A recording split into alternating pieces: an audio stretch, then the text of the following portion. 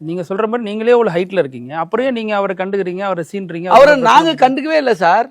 அவரை நாங்க சீண்டவே இல்லை. எந்த இடத்துல நாங்க கண்டுக்கிட்டோம், எந்த இடத்துல நாங்க சீன்றோம் நீங்க உங்களால சொல்ல முடியுமா? இந்த பெரம்பலூர்ல ஒரு கூட்டம் போட்டேன், அதுல வந்து கல்வீசி தாக்குனாங்க, அங்கதானே பிரச்சனையை ஆரம்பிச்சுங்கிறாரு அவரு. சார் எங்க தலைவர் இவர் யாருன்னு தெரியாது. முதல்ல எங்க தலைவர் இந்த மாதிரி வந்து 1000 உதிரிகள் இருக்கிறாங்க, 1000 காழ்ப்புணர்வு கொண்டவர்கள் இருக்கிறாங்க, 1000 கைக்கூலிகள் இருக்கிறாங்க. சனாதனத்தினுடைய கைக்கூலிகள், ஆதிக்க சக்தியினுடைய கைக்கூலிகள் 1000 பேர் இருக்கிறாங்க. 1000ல் இவர் ஒருவர் அல்லது லட்சத்தில் இவர் ஒருவர்.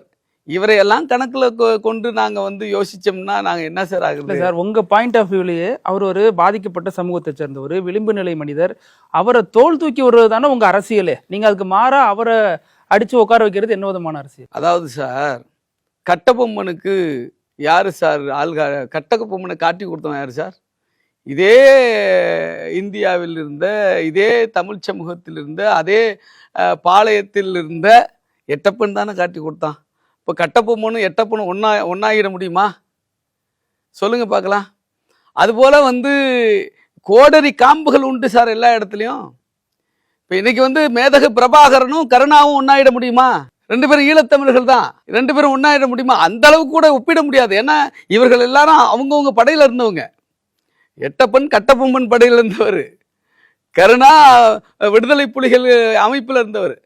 அதில் கூட வந்து இந்த இவர் வந்து அவங்கள ஒப்பிடுறது கூட இவருக்கு தகுதி கிடையாது. அப்போ வந்து ஒரே சமூகமாக இருந்தாலும் எங்க தலைவரை பொறுத்தளவுக்கு சமூகம்னு சொல்ல முடியாது. ஏன்னா ஒரு மனிதன் பிறப்பின் அடிப்படையில் ஒருத்தன் வந்து இந்த சமூகம் அப்படின்னு சொன்னாவே அது சனாதனத்தை ஏத்துக்கிட்டோம்னு அர்த்தம். கருத்தின் அடிப்படையில்